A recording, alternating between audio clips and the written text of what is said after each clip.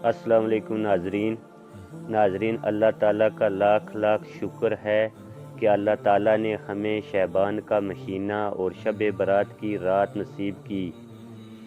شعبان کے مہینے کی فضیلت اور شب برات کے بارے میں جاننے سے پہلے میری آپ سے چھوٹی سی گزارش ہے کہ اس چینل کو لازمی سبسکرائب کریں، اور اگر آپ کو ویڈیو اچھی لگی تو ویڈیو کو لائک کریں۔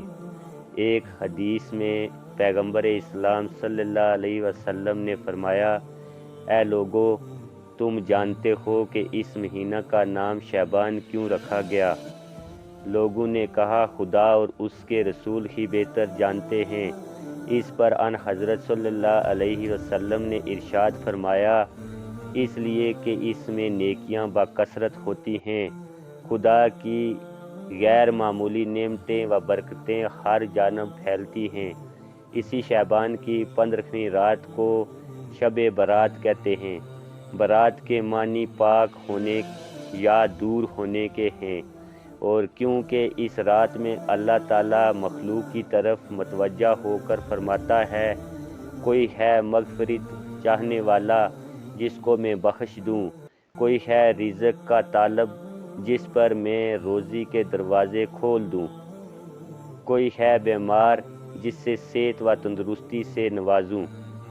اللہ تعالیٰ فرماتا ہے، ہم نے اس کتاب روشن کو لوح محفوظ سے آسمان دنیا پر ایک برکت والی رات میں نازل کیا، کیونکہ ہم تو ڈرانے اور راستہ دکھانے والے ہیں۔ اسی رات میں سالانہ معاملات، عمر و رزق، موت و حیات وغیرہ ہماری طرف سے تجویز کیے جاتے ہیں۔ ہم اس شب میں اپنی خاص رحمت بھیجتے ہیں۔ اس شب میں جو کچھ مذکور ہوتا ہے اس کو ہم سنتے، اور جو حالات صادر ہوتے ہیں ان کو ہم جانتے ہیں۔ حضرت عطا بن یسار رضی اللہ سے روایت ہے، جب شب برات ہوتی ہے تو ایک صحیفہ ملک الموت کے حوالے کیا جاتا ہے، اور اللہ تعالیٰ کا حکم ہوتا ہے کہ اس صحیفہ میں جو نام درج ہیں ان کی روح اس سال قبض کر لے۔ حضرت ابو ہریرہ رضی اللہ سے روایت ہے کہ حضرت جبریل علیہ السلام حضور اقدس صلی اللہ علیہ وسلم کے پاس آئے اور کہا کہ اس شب میں آسمان اور رحمت کے دروازے کھلتے ہیں، آپ اٹھ کر نماز پڑھیں۔ رسول اللہ صلی اللہ علیہ وسلم نے سوال کیا، یہ کیسی رات ہے؟ حضرت جبریل علیہ السلام نے جواب دیا، اس رات میں رحمت کے 300 دروازے کھلتے ہیں، اور مشرک کے سوا سب کی مغفرت ہو جاتی ہے، البتہ جادوگر، کاہن، کینہ رکھنے والے، زناکار، سود خور اور والدین کا نافرمان، چغل خور اور رشتے منقطع کرنے والوں کی اس وقت تک بخشش نہیں ہوتی جب تک کہ وہ توبہ نہ کر لے۔ ارشاد نبوی ہے، شعبان میرا مہینہ ہے۔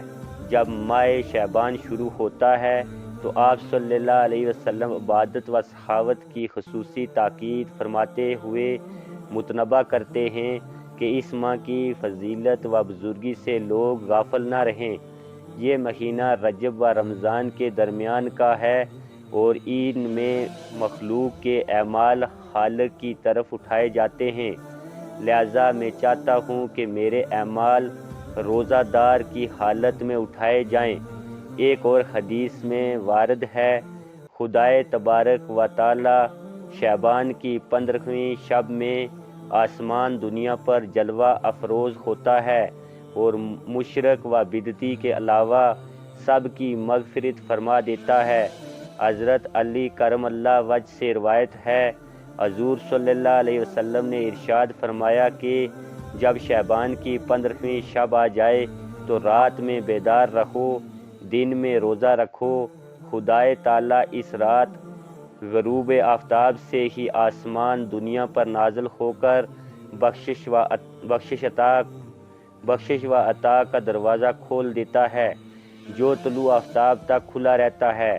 الغرض ماہ شعبان المکرم عبادت، تلاوت، اور صدقہ و خیرات کا مہینہ ہے۔